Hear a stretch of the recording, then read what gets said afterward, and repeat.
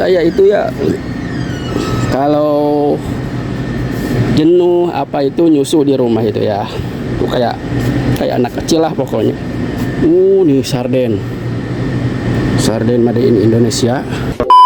Halo guys, assalamualaikum warahmatullahi wabarakatuh. Jumpa lagi di channel saya. Di video siang hari ini saya mau beli susu lagi ya teman-teman ke warung.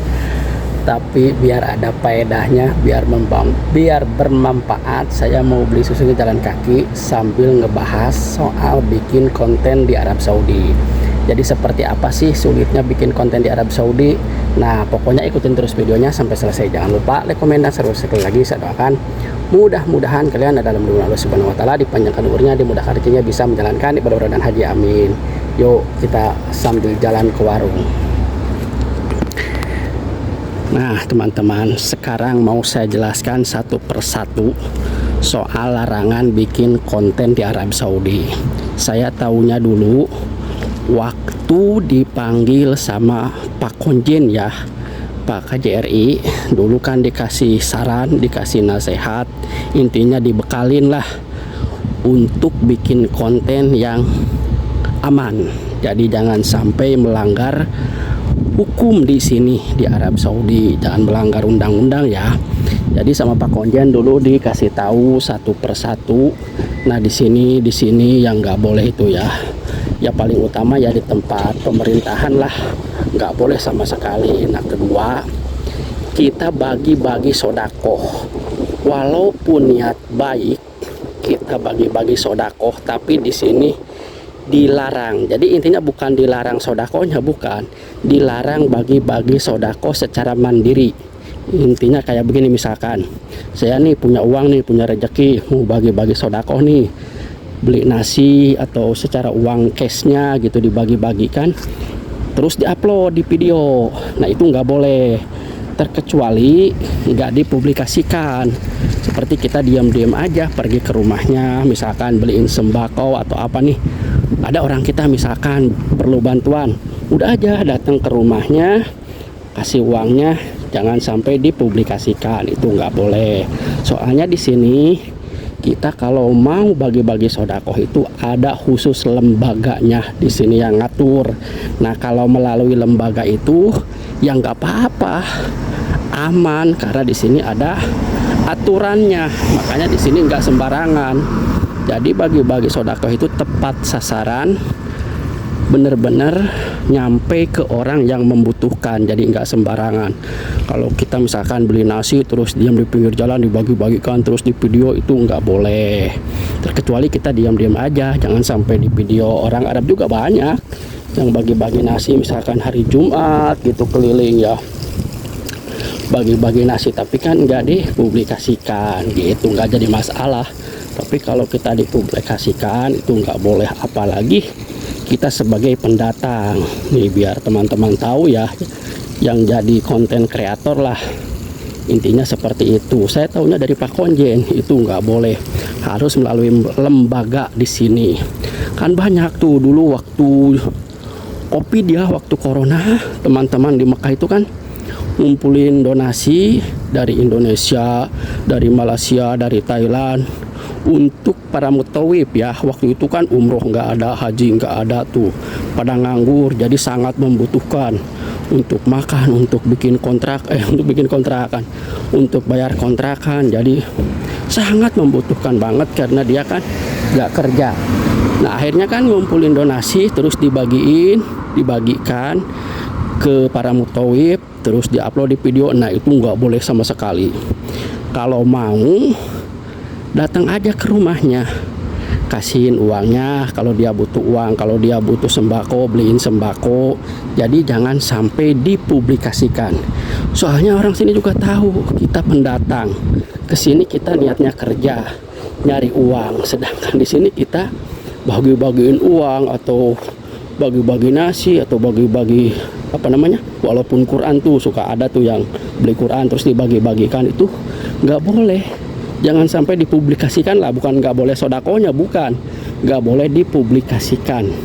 Jadi seperti itu, karena kita pendatang ke sini nyari uang, terus tiba-tiba di sini kita bagi-bagiin uang atau bagi-bagi nasi, itu kan curiga, itu uang dari mana gitu. Kalau banyak uang ngapain pergi ke Arab, diam aja di Indonesia. Nah sekarang saya udah ke si warung si CS mau beli susu. Jadi saya itu ya kalau jenuh apa itu nyusu di rumah itu ya, itu kayak anak kecil lah pokoknya. Nih sarden made in Indonesia. Si Jimmy sekarang parkirnya di sana tuh. Ambil Jimmy-nya itu. Nah kita lanjut lagi teman-teman. Kalau di kita bagi-bagi sodako itu kan siapa aja boleh lah. Apa namanya, jangankan cuman bagi-bagi nasi, bagi-bagi uang aja di kita mah nggak jadi masalah gitu ya. Nah kalau di sini nggak boleh. Jadi bukan nggak boleh sodakohnya, sekali lagi jangan salah paham. Jadi bukan nggak boleh sodakoh, bukan, tapi harus melalui lembaga. Silahkan mau sodakoh siapa aja silahkan, tapi harus melalui lembaga di sini, aturan di sini gitu. Nanti salah paham, loh kok di Arab kok nggak boleh sodakoh? Bukan, nggak boleh sodakoh sembarangan, apalagi dipublikasikan. Jadi harus melalui lembaga di sini. Jadi seperti itu. Kita misalkan punya uang nih banyak nih, udah kan banyak di sini perwakilannya itu, setiap kota ada. Udah kasihin saya mau sodakoh gitu. Nah nanti sama lembaga itu baru diberikan ke orang yang membutuhkan, ke yatim piatu, nenek-nenek jompo. Nah jadi seperti itu, nggak sembarangan. Jadi nanti jadi salah paham, nggak boleh sodakoh di Arab Saudi. Bukan seperti itu, nggak boleh sodakoh dipublikasikan. Nah cerita dulu waktu zaman COVID. Nah setelah itu teman-teman di Mekah itu akhirnya berhenti setelah dikasih tahu sama Pak Konjen, apalagi sampai ngumpulin uang donasi. Nggak boleh sama sekali di sini, apalagi dipublikasikan gitu. Jadi ada aturannya, cara-caranya gitu biar tertib. Pokoknya seperti itu. Makanya banyak para YouTuber yang dicari itu yang seperti itu, yang bagi-bagi sodakoh, yang saya tahu. Bahkan teman saya aja kemarin ngasih tahu ke saya. Jadi seperti itu karena majikannya aparat lah di sini. Jadi ngasih tahu ke supirnya itu, katanya jangan sampai kamu bikin konten, kan tahu punya TikTok ya. Yaitu jangan sampai kamu di TikTok ngupload video-video seperti itu, bagi-bagiin uang, bagi-bagiin nasi atau bagi-bagi apa gitu. Pokoknya intinya jangan diupload aja. Kamu kalau mau sodakoh udah aja kasih ke lembaga itu, kata majikannya itu. Soalnya di sini nggak boleh. Jadi di sini itu makanya tertib, aman, tentram itu karena itu. Jadi cara sodakoh aja ada aturannya, ada lembaganya. Jadi nggak sembarangan seperti kayak di kita, kayak di Indonesia. Nah oke teman-teman, jadi informasinya seperti itu dari saya, mudah-mudahan bisa bermanfaat ya. Jadi sekali lagi jangan salah paham, dikiranya nggak boleh sodakoh di Arab Saudi. Bukan seperti itu. Nggak boleh sodakoh secara mandiri lah, harus melalui lembaga gitu. Jadi kalau melalui lembaga mau ratusan juta, mau miliaran ya terserah, karena kan udah ada lembaganya yang ngasih, yang ngebagikan ke orang-orang yang membutuhkan. Jadi tidak boleh mandiri, nantinya kan dianggap uang dari mana. Nah seperti itu teman-teman, biar kalian paham. Jadi kan kalau nggak paham, loh kok nggak boleh sodakoh, bukan masalah itu, bukan nggak boleh sodakohnya, bukan. Jadi jangan kita bikin kebaikan tapi jadi masalah gitu, padahal kita salah aturan, salah secara prosedurnya itu salah gitu. Jadi di sini harus melalui lembaga. Nah jadi seperti itu teman-teman. Sekali lagi mudah-mudahan video ini bisa bermanfaat untuk kalian semua.